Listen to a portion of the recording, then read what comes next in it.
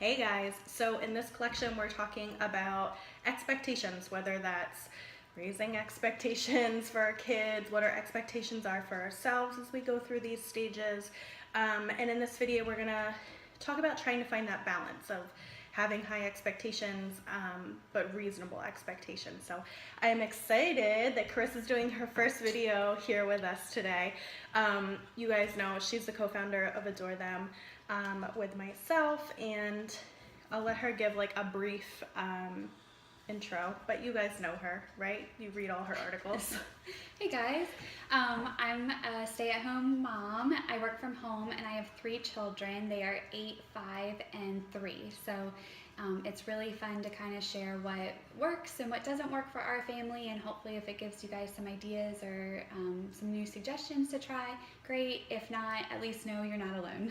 Yes, for sure, which is the whole point of the site. You know, that was why we started it, and I think it's important for this topic too, that this is our experience, this is what works and what doesn't work for our families and for each kid.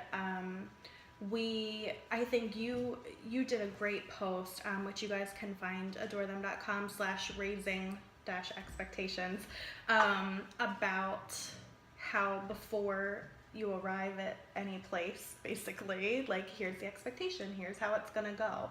Do you want to dive into that a little bit? Sure, yeah. A couple years ago, a friend shared with me that on the way to school each morning, she would tell her kids what she expected of them that day. And she said that she found that the kids often rose to the occasion, and it just kind of gave them the guidelines of what to expect going into the school day. So I decided to start trying that, and I literally use that everywhere we go. I mean, we go to the grocery store, I say it, we go to Target, we go to a play date, a family member's house, a friend's house. Anywhere we go, I just kind of give them the reminders in the car. And well, it's good that you've made it a habit for yourself too. Yeah. Like for me still, I especially as we are putting together this collection, I'm trying to like remind myself to like actually do this, because usually it's like, get out the doors, everybody dress, like, do we have what we need? And then you kind of leave out that step, and then you get there and the van doors open and everybody's off to the races, instead of like taking that time to like make sure they're listening, make sure you have their attention, and make sure that like you are giving them clear expectations. Because a lot of times it's not that they don't want to do, like, it's not that they want to behave badly or like they want to be, it's just that they have this in their head, or of ideas of what they want to do, or like that impulse takes over. And you can kind of create a little bit of like a stop and think moment of like, we talked about this, instead of having to rehash the whole thing in the middle of Target, like, here's the expectation, here's the consequence if there is one, or just like, here's what's going on. Instead you had that conversation already, that you can just give an easier reminder for yourself and for them in the moment, which is big. yeah, I mean, I find, when they go into a new setting, they're overstimulated, and they're so easily distracted by other things. And they know the rules at home, but they might not always know the rules going to a new place. And so I think it's just important for us to try to teach them and guide them as to what is appropriate and non-appropriate behavior in each of those different settings. And depending where you go, the rules are slightly different. But even when you're saying that, like, even they don't know, maybe they're not sure of the rules, but sometimes I feel like it's more like, I don't know how mom's gonna react in this. Like, I don't know if the same thing, like, I don't know if the rules apply. Like, maybe mom won't draw this hard line in the sand if we're somewhere else. So like I was saying, like, we just went to the library yesterday, and I thought of you, and we had this whole conversation, and I'm like, it is a quiet, calm place. Here, we're going there to pick out some good books. You have to stay close to me. You cannot run, you cannot talk loudly, you cannot shout, and it was like, if you do not stay close to me, then I have to hold your hand the whole time, or then you won't be able to pick out the books that you want. Like, it was just kind of like this very clear thing. And Julian tested it once, where he like ran and kind of looked at me, and I said, you need to come hold my hand. And he was like, like, oh, you are gonna follow through here. But it's just a matter of like, of doing it. And it seems harder in the moment, but as those experiences build up, it's going to get easier and easier to do that, because you're not going to have to remind them in as much depth every time. It's kind of like, then it's just a habit for them too. Oh, yeah, you're right. I mean, yeah, once you now go to the library a couple more times, you might have to give some more of those reminders, but you'll be able to kind of give like the brief summary, you know. But yeah, I mean, and it's not, I also want to make it clear that it's not too that I'm trying to be so strict and these are all the rules and you can't do this, you can't do that. But even just making the point of like, we're going to pick out fun books, like giving them kind of, okay, we're going to the grocery store, we're going to help mommy look for these couple things, you know, or you're telling them before you arrive, like what the goal is and how you expect everyone to accomplish that. So yeah, for sure. Because I mean, otherwise, we're at the library, there's lots of rows, it looks like the perfect place to like play tag or run around in circles or like get everybody's attention, you know, and it's like, that's not the expectation. And it helps too, because a lot of times we have to teach them like the appropriate behavior for each setting. Like it is different. And that is expectation when you enter a library compared to you know, if you go to a grocery store, there's a little bit of a different expectation. Like maybe you will see someone that you know, and maybe you'll have to stop and chat, and like all of those kind of things. Or going over to a friend's house is very different than heading off to school for the day. So I think, like you said, I mean, it's not about it's not about being harsh, and it's not about like, here are the rules and here are the consequences. It was just kind of you know, here's the expectation, and here maybe there needs to be some natural consequences that happen, that, you know, if you're running around, you won't have time to pick out books, is a very natural consequence.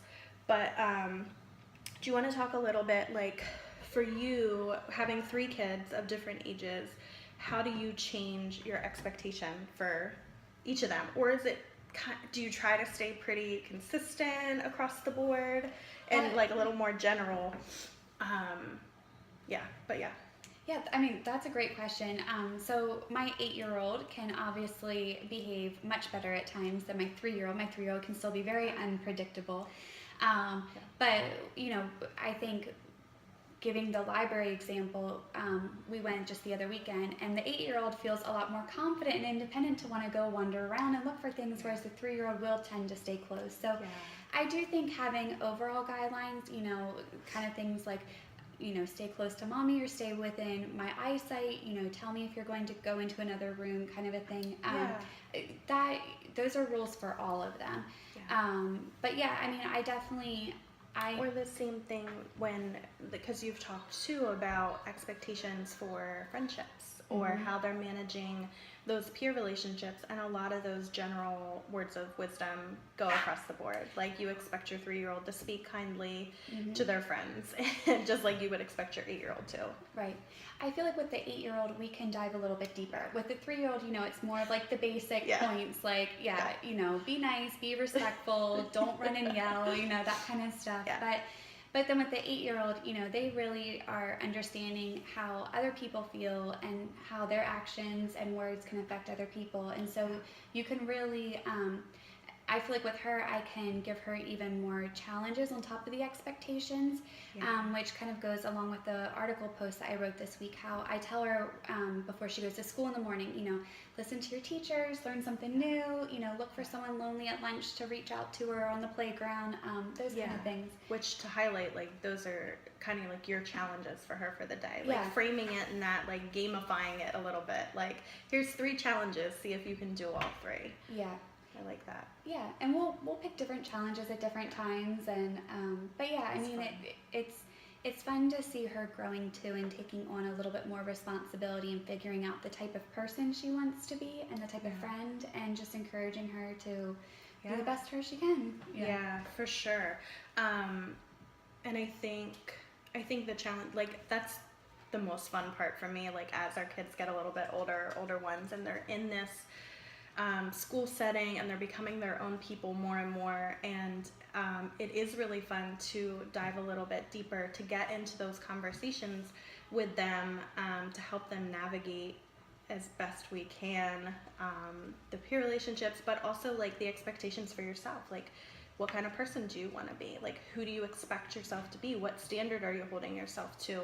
And I find like it's a good reminder for myself as well. And as much as like we have to teach all of these bits and pieces,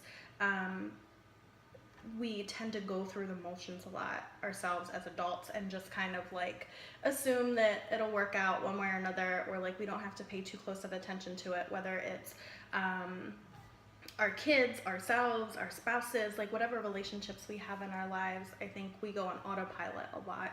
So hopefully this collection especially is a reminder to like take that time, plan out to have that time, plan to leave 5 minutes earlier so that you have that time to talk with your kids and lay out the expectations, so that you can have a smoother trip, better experience, for sure. And is there anything that you think we missed? I think the only other thing that I would say is I think you also have to be careful not to expect too much of your kids. Yes. And you know, when it's, I expect different things from other children. You know, when other kids or nephews or nieces or whoever comes over to the house, you know, I'm not hard on them like I am my own children. But I know my children. I know what they're capable of. Yeah. And so if I know that, you know, any one of them is capable of listening and, you know, following the rules, I'm going to ask them to be on that good behavior then, when we go somewhere. Yeah. So it's a really good point. And like developmentally even, like you said, the 3-year-old isn't, you know, there's just going to be times where there's meltdowns or there's whatever, like it's just, it is a different expectation. And I'll catch a lot of times like my older one, living up to a 3-year-old expectation, and I'm like, no, like, you know better kind of thing. Like, you know how to behave better, you know how to do better in this situation. But I wanted to touch on too, like, so know what's developmentally appropriate, know your own kid, and don't just jump to like perfect behavior either, not that that exists in any form. But take those baby steps. Like it might take 5 trips to Target till you have a successful one. You know, it might like, and then the next one might be horrible again. Like, and knowing like if they don't meet that expectation, they haven't failed you. It's not something personal for you. It's not something that you should be hard on them about. Like it's just like, and tomorrow we're gonna try to do better again. It's never like, it's never, when we talk about it, we wanted to really clarify that we're not approaching this from the negative perspective. We're approaching this from like the proactive, positive perspective. And it's not like if she went off to school and met her goals for the day or her challenges for the day, she's not coming home and getting like a treat. It's just like, you did a good job. Like you became a better person today. And it's not that like, reward consequence system. It's just life. Yeah. But I mean, again, it goes back to knowing that she's capable of it. You know, I wouldn't say these things to my 5 or my 3-year-old, but for my daughter, I mean, she's at the age where she realizes when she does something that makes someone else happy, and she loves being able to put a smile on her friend's face, or, you know, having a teacher say that they're proud of her for something she did. And so by encouraging her to do some of these extra things, you know, the reward is the feelings that she gets from it. And so anyway, back to knowing that she's ready for those kind of challenges. Yeah, for sure. I love it. And as always, so like I said, if you go to adorethem.com/raising-expectations, or if you just go to adorethem.com/collections, you'll find Raising Expectations there. You can read through the other articles, the other stuff that we have listed, and you can always reach out to us if you have any questions or stuff that you guys do. We always love getting like specific examples of what people have tried and what's worked, or maybe what really didn't work. Those are always helpful along the way too. So hopefully that helps, and good luck with it. See ya.